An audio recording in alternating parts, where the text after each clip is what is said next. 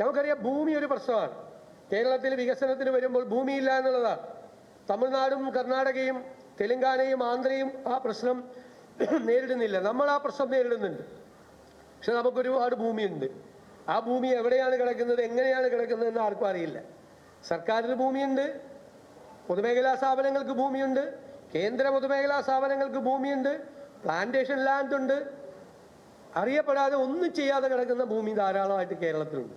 അതിൻ്റെ ഒരു land bank register ചെയ്ത് ഒരു ലാൻഡ് ബാങ്ക് മാനേജ്മെൻറ്റ് പോളിസി ഉണ്ടാക്കി, ലാൻഡ് മാനേജ്മെൻറ്റ് പോളിസി ഉണ്ടാക്കി നിക്ഷേപങ്ങൾക്ക്, കൃത്യമായ നിക്ഷേപങ്ങൾക്ക് ആ ഭൂമി കൊടുക്കാൻ വേണ്ടിയിട്ടുള്ള ഒരു വലിയ സംരംഭം ഉണ്ടാകും. അതുപോലെ റിന്യൂവബിൾ എനർജി, പുനരുപയോഗ ഊർജത്തിന് വേണ്ടിയിട്ടുള്ള വലിയ പദ്ധതിയാണ്. കോടിക്കണക്കിന് രൂപ നമുക്ക് ലഭ്യമാകുന്ന ആയിരക്കണക്കിന് മെഗാവാട്ട് വൈദ്യുതി പുതിയതായി ഉൽപ്പാദിപ്പിക്കാൻ കഴിയുന്ന നിരവധി സാധ്യതകൾ, തൊഴിൽ സാധ്യതകൾ തുറക്കുന്ന ഒരു പുതിയ മേഖലയിലേക്ക് നമ്മൾ കാലെടുത്ത് വയ്ക്കുക. സ്പെഷ്യൽ ഇൻവെസ്റ്റ്മെൻറ്റ് സോണും ചില വ്യവസായങ്ങൾക്ക്, ചില സംരംഭങ്ങൾക്ക് അവർക്ക് പ്രത്യേകമായ സഹായം വേണം. അതിനാണ് സ്പെഷ്യൽ ഇൻവെസ്റ്റ്മെൻറ്റ് സോൺ ഉണ്ടാക്കുന്നത്. ബ്രാൻഡ് കേരളം, കേരളത്തിൽ ഉണ്ടാക്കുന്ന പ്രോഡക്റ്റുകൾ ഇനി തിരിച്ചറിയണം. കേരള മാർക്ക് കൊടുക്കും, ബ്രാൻഡ് മെയ്ഡ് ഇൻ കേരള, അതിന് ഒരു സർട്ടിഫിക്കറ്റ് കൊടുക്കും. ആ സർട്ടിഫിക്കറ്റ് കൊടുത്ത് കേരള ബ്രാൻഡ് എന്ന് പറയുന്ന നമ്മുടെ ഇവിടെ ഉൽപ്പാദിപ്പിക്കുന്ന മുഴുവൻ സാധനങ്ങളും നല്ല രീതിയിൽ ക്വാളിറ്റിയുള്ള സാധനങ്ങൾക്ക് ആ ക്വാളിറ്റി പരിശോധിച്ച് സർട്ടിഫിക്കറ്റ് കൊടുത്ത് കേരളത്തിൽ ഉൽപ്പാദിപ്പിക്കുന്ന ഉൽപ്പന്നങ്ങൾക്ക് വലിയ മാർക്കറ്റ് ഉണ്ടാക്കാനുള്ള ഒരു വലിയ സ്റ്റെപ്പാണ്. അത് യാഥാർത്ഥ്യമാകുമ്പോൾ കേരളത്തിലെ കാർഷിക ഉൽപ്പന്നങ്ങൾക്ക് വാല്യൂ ആഡഡ് പ്രോഡക്റ്റ് ഉണ്ടാവും, മൂല്യവർദ്ധിത ഉൽപ്പന്നങ്ങൾ കേരളത്തിലുണ്ടാവും നിരവധി കാര്യങ്ങൾക്ക്. അതുപോലെ ഈ പ്ലാനിൽ ഒരു കുറവ് വരുത്തിയപ്പോൾ അത് പട്ടികജാതിക്കാരെ, പട്ടികവർഗക്കാരെ, മത്സ്യത്തൊഴിലാളികളെ ബാധിക്കാതിരിക്കാനുള്ള പ്രത്യേകമായ നിലപാട് ഗവൺമെൻറ് സ്വീകരിച്ചു. മണ്ണെണ്ണ സബ്സിഡി 75 രൂപയാക്കി വർദ്ധിപ്പിച്ചു. തീരപ്രദേശത്തെ ജനങ്ങളെ, മലയോരത്തെ ജനങ്ങളെ, പാവപ്പെട്ടവരെല്ലാം അഡ്രസ്സ് ചെയ്യുന്ന ഒരു ബഡ്ജറ്റാണിത്. അതുപോലെ നഗരവികസനം, നഗരങ്ങളെ കേന്ദ്രീകരിച്ചുകൊണ്ടാണ് ഇപ്പോൾ ഒരു വലിയ മാറ്റം ലോകത്ത് എല്ലായിടത്തും ഉണ്ടാകുന്നത്. അതിനാണ് Kerala urban growth mission. Public transport ഉൾപ്പെടെയുള്ള കാര്യങ്ങൾ ചെയ്യാം. ടൂറിസം രംഗത്ത്, ടൂറിസത്തിന് ഒരു ഇൻഡസ്ട്രി ആകാൻ ഒരുപാട് ആനുകൂല്യങ്ങൾ ടൂറിസം രംഗത്ത് പ്രവർത്തിക്കുന്നവർക്ക്, ഇൻവെസ്റ്റ് ചെയ്യുന്നവർക്ക് ഉണ്ടാവും. എല്ലാ ടൂറിസം സാധ്യതകളെയും പ്രയോജനപ്പെടുത്തും. പോർട്ട് സിറ്റിയിൽ നിന്ന് തന്നെ ഇന്ന് നമ്മുടെ ടൂറിസം രംഗത്തുള്ളതിൻ്റെ ഇരട്ടിയിലധികം സാധ്യതകൾ പോർട്ട് സിറ്റിയിൽ നിന്നുണ്ടാവും, ഏവിയേഷൻ ഹബിൽ നിന്നുണ്ടാവും. അതുകൂടാതെ medical tourism, cultural tourism, destination tourism തുടങ്ങിയ ഒരു ഇൻ്റഗ്രേഷൻ എല്ലാ ഭാഗങ്ങളുമായി ഉണ്ടാകും.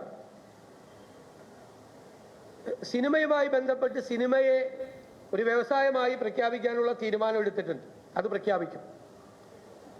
JC Daniel international film city, ചിത്രനഗരം എന്നുള്ളത് ഇന്ത്യയിലെ തന്നെ ഏറ്റവും സവിശേഷതയാർന്ന ഒരു ഫിലിം ഹെഡ്ക്വാർട്ടേഴ്സാക്കി കേരളത്തെ മാറ്റുക എന്നുള്ളതാണ് ലക്ഷ്യം. കേരളത്തിൽ കൂടുതൽ ഷൂട്ടിങ്ങുകൾ നടക്കണം. അതിൻ്റെ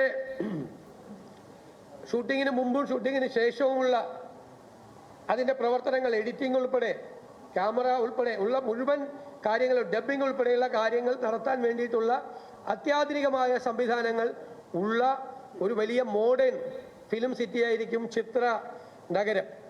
അതുപോലെ MT വാസുദേവൻ നായരുടെ സ്മരണയ്ക്കായുള്ള ഒരു കൾച്ചറൽ പാർക്ക്, ആ കൾച്ചറൽ പാർക്ക് വലിയ ഉദ്ദേശത്തോടു കൂടിയാണ് ചെയ്യുന്നത്. അത് കൾച്ചറൽ ടൂറിസത്തിൻ്റെ ഭാഗമായിട്ടൊരു ഡെസ്റ്റിനേഷൻ പോയിന്റ് ആവും. കേരളത്തിലെ തനത് കലാരൂപങ്ങൾ, നാടകം, സിനിമ, ഡോക്യുമെൻ്ററി, ജെൻസി ഫിലിംസ്, എല്ലാ കാര്യങ്ങൾക്കും, എല്ലാ കലാകാരന്മാർക്കും അവർക്കുള്ള വരുമാനമുണ്ടാക്കുന്നതിനും പരിപാടികൾ അവതരിപ്പിക്കുന്നതിനും ആർട്ട് ഗാലറികൾ ഉൾപ്പെടെയുള്ള ഒരുപാട് സംവിധാനങ്ങളുള്ള വലിയൊരു കൾച്ചറൽ പാർക്കായി അതിനെ മാറ്റും. ജോൺസൺ മാസ്റ്ററുടെ പേരിലും ഗസൽ സംഗീതജ്ഞനായ ഉമ്പായിയുടെ പേരിലും 2 മ്യൂസിക് അക്കാഡമികൾ നമ്മൾ പ്രഖ്യാപിച്ചിട്ടുണ്ട്. ഗ്യാരണ്ടിയിൽ പ്രഖ്യാപിച്ച 2 കാര്യങ്ങൾ നടത്തി.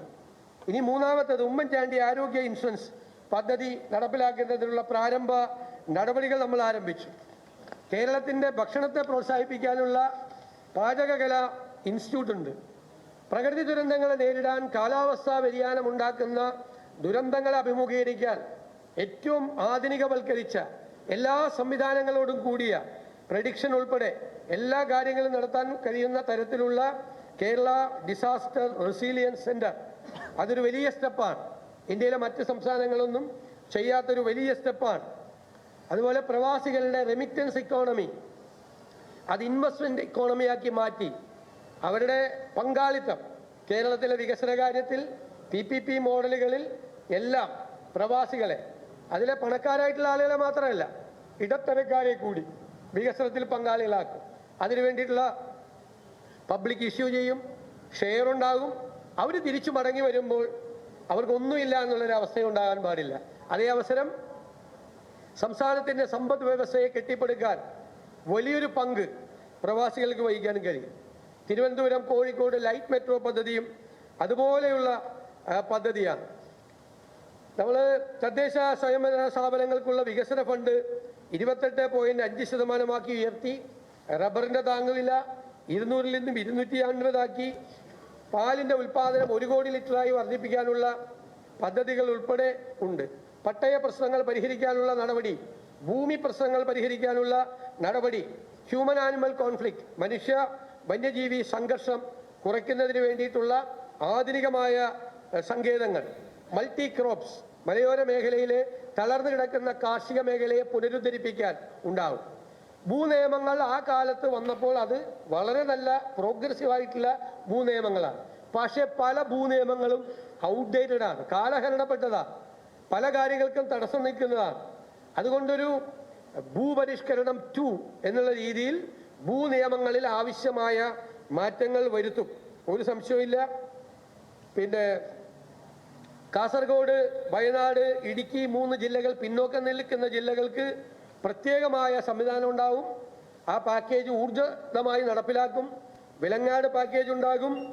സഹകരണ സംഘങ്ങൾ തകർന്നു പോകുന്നത് തടയാൻ നിക്ഷേപ ഗ്യാരണ്ടി ഉറപ്പുവറ്റും. കശുവണ്ടി, കയർ, കൈത്തറി അടക്കമുള്ള നമ്മുടെ പരമ്പരാഗത വ്യവസായ മേഖലയെ താങ്ങി നിർത്താൻ ഇൻകം സപ്പോർട്ട് സ്കീം ഉണ്ടാവും. പിന്നെ നിരവധി തോട്ടം മേഖലയിൽ ടൂറിസത്തിനും മൾട്ടി ക്രോപ്സിനും പ്രാധാന്യം കൊടുക്കും.